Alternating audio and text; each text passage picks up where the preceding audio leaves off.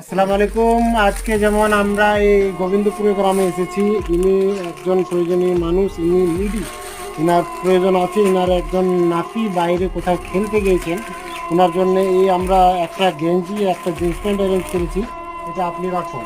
আর inner জন্য আর একটা শাড়ি ব্যবস্থা করেছি। এই শাড়িটা দেখুন, ঈদের সময় ঈদের উপলক্ষে আমরা যে ঈদি দেওয়ার জন্য ব্যবস্থা করেছি, সেটা তার জন্য শাড়ি। আর সঙ্গে আমাদের কিছু খাবার জিনিস আছে, সেটা হচ্ছে লাচ্ছা সিমই, যেটা ঈদের জন্য একটা যে একটা মানে এমন বলতে পারেন যে জরুরি জিনিস। লাচ্ছা ছাড়া যেন ঈদ হয় না।